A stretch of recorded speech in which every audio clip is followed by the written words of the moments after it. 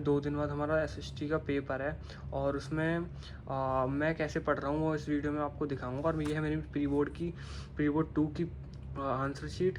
और मैं इस वीडियो में दिखाऊंगा कि जितना मैंने प्री बोर्ड में लिखा है क्या वो उतना सफिशिएंट है। मतलब अगर मैं बोर्ड्स में इतना लिख देता हूँ तो मुझे इतने ही मार्क्स मिलेंगे या फिर ज़्यादा मिलेंगे।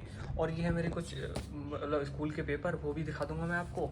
और मैं अभी कैसे पढ़ रहा हूँ वो भी दिखा देता हूँ। सबसे पहले यहाँ पे आते हैं हिस्ट्री। तो हिस्ट्री के लिए बस कुछ नहीं है, अभी तो मैं रीडिंग कर रहा था। ये वाले कुछ इंपॉर्टेंट टॉपिक होते हैं जो कि पढ़ने होते हैं, क्योंकि हमेशा एग्ज़ाम में आते हैं, बस वही रिवाइज कर रहा था। ये है जर्मन यूनिफिकेशन, इटली यूनिफिकेशन। यहाँ पे कुछ ये मैंने इंपॉर्टेंट चीज़ें लिख रखी हैं, जैसे माइंड मैप के थ्रू मैं एक बार रिवीजन कर लेता हूँ। बाकी ये कुछ और इम्पोर्टेंट टॉपिक्स, और ये ऐसे ही करके बाकी ये सब है। ये सब हिस्ट्री को तो बस ऐसे ही पढ़ के रिव्यू, मतलब रीडिंग सबसे बेस्ट है। और क्योंकि 2 दिन तो मेरे वेस्ट हो चुके हैं। कल थी होली, कल मैं बिल्कुल भी नहीं पढ़ा था। उससे पहले जो दिन था उस पर मैं सोच रहा था लेक्चर देख लेते हैं। दिगराज सर और कुणाल सर ये सब सारे टीचर पढ़ा रहे थे, तो मैंने लेक्चर खोला और फिर जैसे ही मैं देख रहा था भाई यार पढ़ाई नहीं होती है लेक्चर से और टाइम वेस्ट हो जाता है, इसीलिए मैंने सोचा भाई खुद से पढ़ते हैं। और बस फिर आज मैं खुद से पढ़ना स्टार्ट कर दिया। ये है मेरे प्री बोर्ड के कुछ पेपर, जो कि मैं अगर आप चाहो तो मैं डाल दूँगा कम्युनिटी पोस्ट में। और अब आते हैं हमारे मेन टॉपिक पे, जो कि है ये आंसर शीट। इसको मैं दिखाऊंगा आपको, ज़रूर दिखाऊंगा। उससे पहले ये है मेरी पीडब्ल्यू की बुक, जिसके अंदर है सारे माइंड मैप और सारे फ्लो चार्ट, जिस बहुत ईजी हो जाता है इससे रिवीजन करना। कुछ इंपॉर्टेंट क्वेश्चन ये भी पढ़ लेता हूँ मैं, बार बार रिवीजन कर लेता हूँ। और इसके सबसे पीछे है एक हमारा मतलब वो 2025 का वो पेपर था एफएसटी का, वो है, और सॉल्व पेपर। और उससे पहले ये है सैम्पल पेपर, जिससे मैं बार बार रिवीजन कर लेता हूँ, बार बार क्वेश्चंस के आंसर फिर से रिवीजन कर लेता हूँ। बस और क्या कर सकते हैं। बाकी इसमें बहुत और भी 15 सैम्पल पेपर दिए हुए हैं, वो भी अच्छे हैं।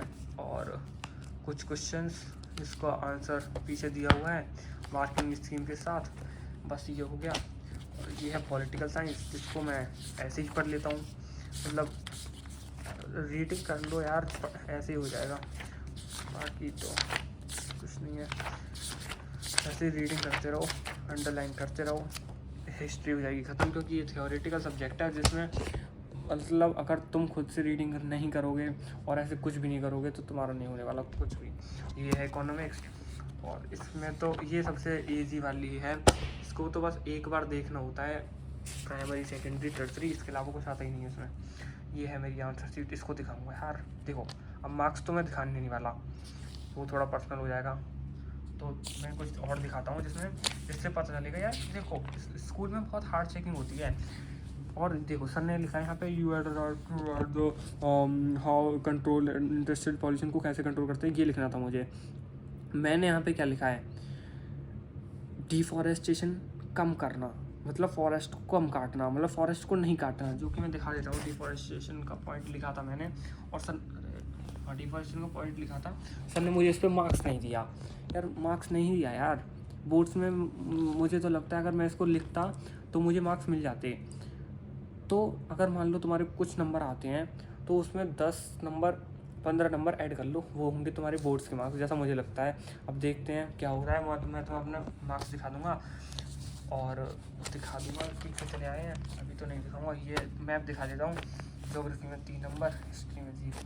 कोई बात नहीं यार, वैसे हिस्ट्री के तो कुछ मैप होते हैं, वो नहीं पढ़ के गया था मैं, लेकिन बोर्ड्स में तो पढ़ना पड़ेगा, तो वो पढ़ लूँगा एक बार और ये रिवीजन कर लूँगा।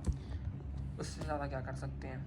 इसके मैं मार्क्स आपको दिखा दूँगा, कम्युनिटी पोस्ट में डाल दूँगा जब, अगर इस वीडियो पर 1000 लाइक और कुछ सब्सक्राइबर्स, अगर ये वीडियो अच्छी चली तभी डालूँगा मैं भाई, तब नहीं, अगर नहीं आए तो नहीं डालूँगा। बाय, पढ़ते रहो।